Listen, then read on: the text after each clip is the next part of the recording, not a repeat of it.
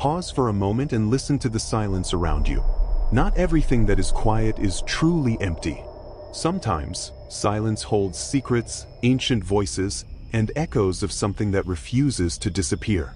My name is Arthinox, and you are watching Cloaked Mysteries.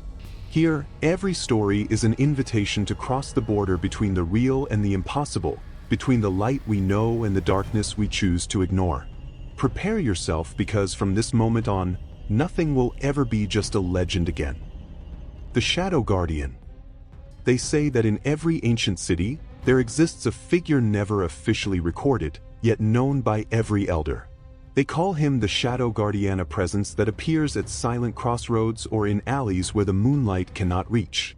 No one knows if he is human, spirit, or simply the embodiment of collective fear.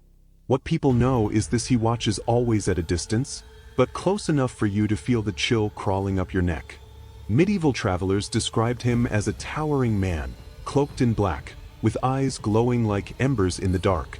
In some accounts, he carried an old lantern, though its light never revealed his face. Only his silhouette moved slow, steady, as if he were part of the night itself. Some claimed he appeared whenever tragedy was about to strike, a dark omen no one dared interpret. Curiously, similar stories appear across different cultures. Among the Arabs, he is known as the Traveler of the Night, a being who follows caravans through the desert. In Eastern Europe, he is called the Watcher, a figure said to haunt graveyards and abandoned churches. These parallels lead many to believe he is not a local invention, but a universal archetype repeating itself across the centuries.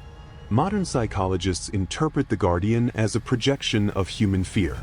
He would be the embodiment of our instinct to remain vigilant, the personification of that eerie sensation of being watched, even when no one is there. The mind creates his shape to give form to the inexplicable, transforming anxiety into a figure. Yet the question remains, why do so many people from different times and places report seeing nearly the same vision? Contemporary stories fuel the legend even more. On online forums, nightwalkers claim to have seen a tall figure standing under broken streetlights, motionless, observing. In some cases, security cameras captured disturbingly consistent shadows that vanished without explanation. Skeptics argue they were glitches or ordinary people, but those who experienced it swear there was something unnatural in that gaze. In the end, the Shadow Guardian remains an enigma. Is he a protector, a warning, or just a collective illusion? Perhaps he doesn't dwell in ruins or alleys, but inside us, as the constant reminder that darkness is never truly empty. And as long as someone walks alone through the night, there will always be those who feel the weight of his invisible eyes. Because, after all, some presences don't need to be seen to be remembered. The whisper of the mountains. There are places in the world where silence should be absolute, but it isn't. Between valleys and peaks wrapped in fog, many travelers claim to hear voices that belong to no one. They call this phenomenon the whisper of the mountains. A sound with no clear source, rising on cold nights when the wind cuts like invisible blades. For some, it's just nature. For others, it's the mountain itself speaking. Ancient shepherds swore these voices belonged to the spirits of those who perished on treacherous trails. Men buried alive by avalanches, wanderers lost in endless paths, warriors forgotten in ancient battles. All of them, according to legend, remain trapped within the rock, eternally condemned to call out to those who pass by, desperate not to be forgotten. Similar accounts appear in distant cultures. In the Andes, farmers believed they were the Apis, guardian spirits of the mountains. In the Himalayas, monks spoke of voices that tested the faith of travelers, guiding some to enlightenment, condemning others to despair. Coincidence or not, in every sacred mountain across the world, there are stories of whispers echoing, as if the earth itself remembered. Researchers have tried to explain the mystery. Some suggest the sound comes from acoustic phenomena, the wind resonating in caves or rock crevices. Others argue it is auditory hallucination caused by exhaustion, altitude, or lack of oxygen. But no study has explained why different groups report entire sentences, sometimes in languages they know, and sometimes in ones they've never heard. In the 20th century, one expedition reported something chilling. Mountaineers camping near a remote peak swore they heard their own names being whispered again and again. The voices were not screams, but whispers, intimate, almost familiar. The most disturbing detail: each climber heard a different name, as if the mountain spoke directly to each of them. Their journals recorded it, but no official evidence was ever confirmed. Perhaps the whisper of the mountains is only the wind. Perhaps it is just a reminder that nature is greater than any human being. Or perhaps it is proof that some landscapes hold secrets never meant to be deciphered. One thing is certain for those who have heard it: the sensation never leaves. It's as though a part of themselves was left behind, trapped within the stones, forever listening to the voice of eternity. The woman in the mirror. Nearly every culture has a legend about figures that emerge from mirrors. In the West, this entity became known as the woman in the mirror, a reflection that doesn't imitate, but observes. Unlike your own movement, hers lags slightly behind, as if she possesses a will of her own. Many believe that staring into a mirror for too long opens a breach, allowing her to cross over. The first stories appeared in the Middle Ages, when nobles reported seeing a strange woman reflected behind them even when they were alone. She was described as tall, pale-skinned, with long hair covering her face. In some versions, her eyes had no pupils, only darkness. Strangely, she never appeared in windows, water, or polished metal, only in mirrors. Psychologists interpret the myth as a manifestation of the fear of the double, the idea that there is a hidden version of ourselves waiting to take our place. The mirror, in this sense, becomes more than glass; it is a portal to the unconscious. But many argue that this explanation is far too convenient, and that the accounts go beyond symbolism. In the 19th century, a famous case was recorded in England. At midnight, a female figure appeared in the mirror of the main room every night. Each time, she drew closer to the glass, until one resident swore he saw her touch the surface from the other side. Soon after, the family abandoned the house, which remains empty to this day. Locals still avoid looking at its windows when they pass by. Today, the legend has found new life in urban culture. Childhood games like Bloody Mary are echoes of this ancestral fear. Children and teenagers attempt to summon what they do not understand, often leaving terrified by distorted reflections, shadowy figures, or the chilling sense of being watched. Science calls it suggestion, but those who lived it insist the fear was real. Maybe the woman in the mirror doesn't exist in the physical world. Maybe she lives only within the glass, in a place between reality and imagination. But every time someone stares too long at their reflection and feels their heart race, the legend feeds. And so, generation after generation, she remains in wait, biding her time until she steps across to our side. The Sunken City. Among the oldest legends of humanity, few are as fascinating as the stories of cities swallowed by the sea. Atlantis is the most famous, but not the only one. Similar tales exist in Asia, Africa, and even the Americas, all describing prosperous civilizations devoured by the ocean. These narratives speak of unimaginable riches, golden temples, and knowledge lost forever beneath the waves.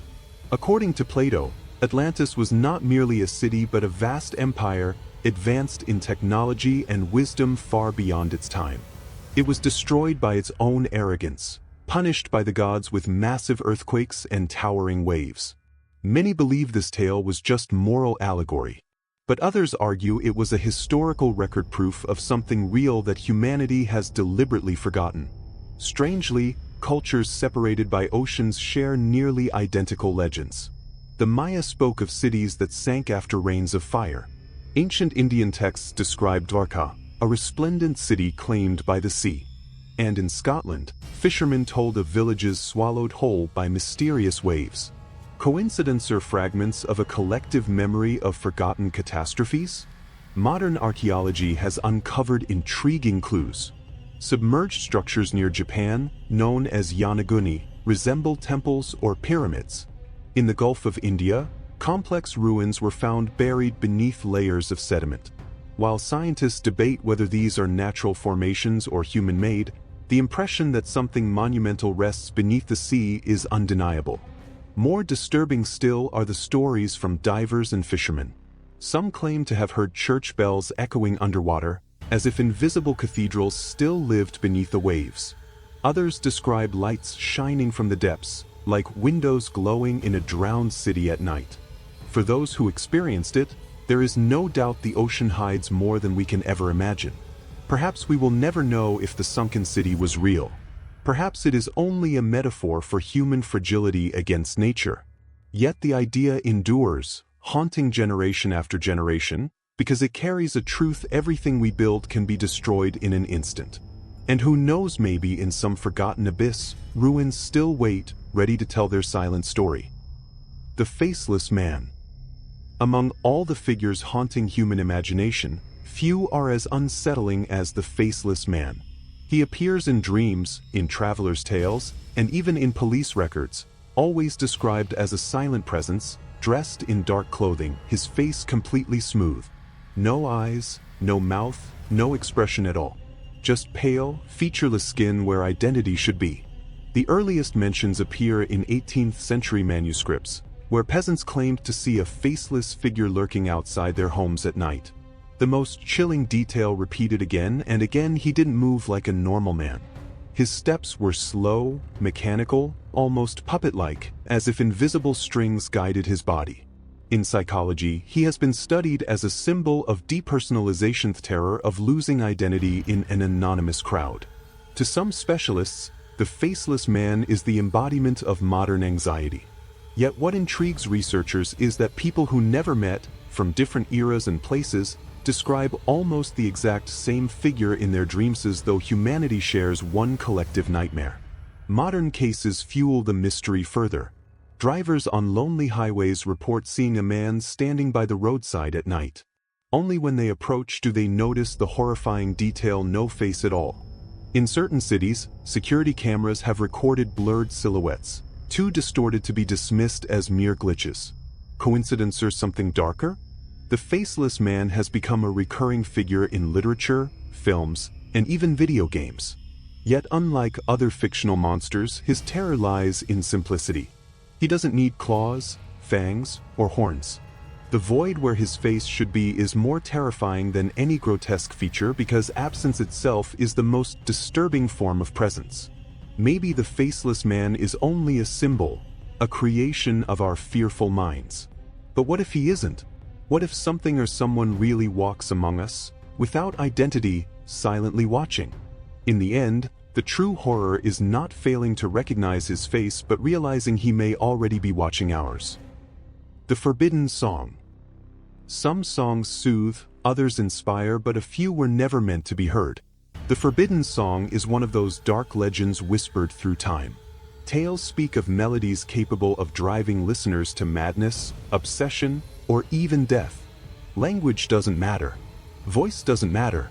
The music itself carries something invisible, a vibration that wounds the human mind.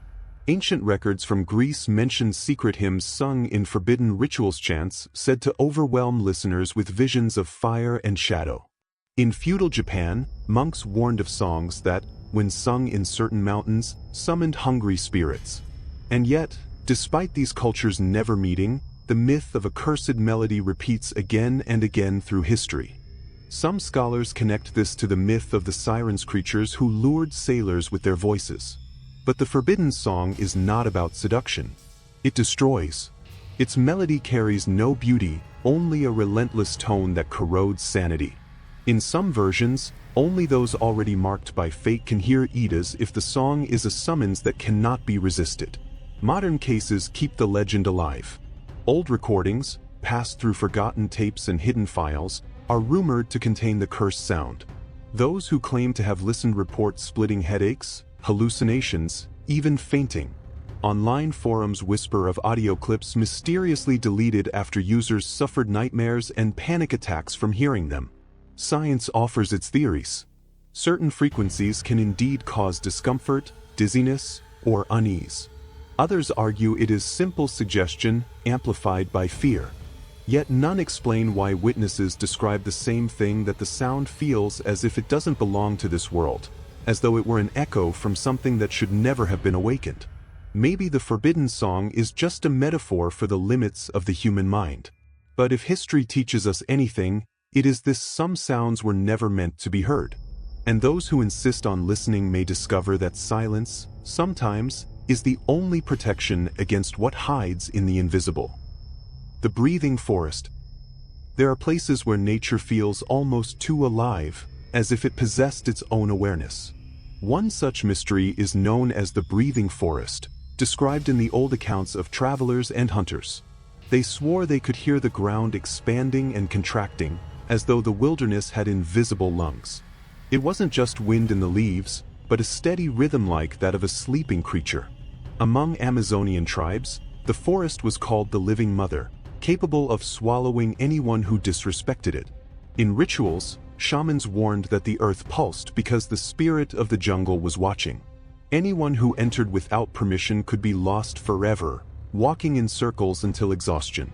For these peoples, the sound of the forest breathing was a sign that it was awake. Similar reports appear across the world. In parts of Siberia, explorers claimed to feel vibrations in the soil as they crossed frozen woods. In Africa, hunters spoke of forests that whispered at night, as if entire trees exhaled life. It's striking that even without contact between these cultures, the idea of a living forest repeats itself like a global echo. Science has searched for explanations. Geologists say that in swampy terrains, the movement of underground water can slowly inflate and deflate the soil, creating the illusion of breathing. Biologists add that the sound may result from the interaction of thousands of roots and fungi, transmitting nearly imperceptible vibrations. Yet no theory explains why so many people felt terror, as if something were watching them. Modern stories reinforce the myth. Campers report hearing heart-like beats rising from the deep woods. Others swear that when they touched certain trees, they felt them answer back, vibrating in sync with their hands. For many, it's not just a natural phenomenon, but a reminder that the forest may be more aware than we imagine. Perhaps the breathing forest is a symbol of the invisible bond between humanity and nature. But some believe it is, in fact, a living being, ancient, immense, and patient. If that is true, we don't walk on the forest, we walk within it, as guests inside its body. And like all guests, we are always subject to the will of our host. The clock of the end. There are objects that don't merely measure time, they announce it. Among them, the darkest legend is the clock of the end, a cursed artifact that doesn't mark ordinary hours, but the countdown to tragedy.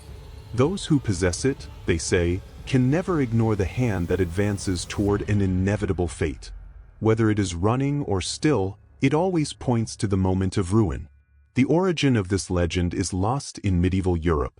Nobles and merchants spoke of clocks that tolled before fires, wars, or sudden deaths.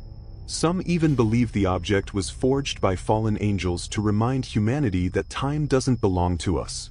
Whenever its chime echoed, a life in that house was taken. Similar stories arose elsewhere.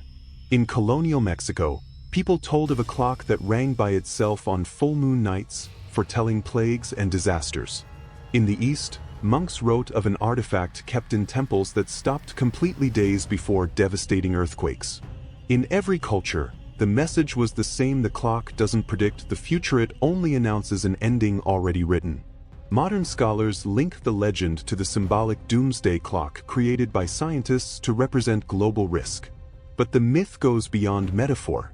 Some believe objects can absorb accumulated energy, centuries of pain and tragedy. In that case, the clock would be a vessel, returning the world's darkness back to it in the form of a chime. Recent accounts have fueled belief even more. Families claim heirloom clocks stopped at the exact minute a loved one died. Others say the hands spun on their own without winding or power, as if they were marking an hour no one wished to know. For those who witnessed it, it wasn't coincidence, it was a warning. Each toll a reminder that time is not ours. Perhaps the clock of the end doesn't truly exist. Perhaps it is only the personification of our fear of the inevitable death and the passing of time. And yet the legend persists, because deep down, we have all heard the invisible tick-tock that has accompanied us since birth. And when it finally stops, neither science nor faith will be able to ignore the silence that follows. Do you see it now, traveler of the shadows? What we heard today are not merely old stories, but fragments of something larger. The shadow guardian, the whisper of the mountains, the woman in the mirror, the sunken city, the faceless man, the forbidden song, the breathing forest, and the clock of the end all remind us that the unknown is never as distant as we think. And you may be wondering what is real and what is just legend. The truth is that, in the silence of the night, it doesn't matter because fear, doubt, and fascination are already inside you. Every myth is a mirror, and every reflection is an invitation to look deeper. The question is, are you ready for what you might find? Don't forget to subscribe, turn on notifications, and join our community of seekers of the occult. That way, you can help choose which creatures, legends, and enigmas we explore next.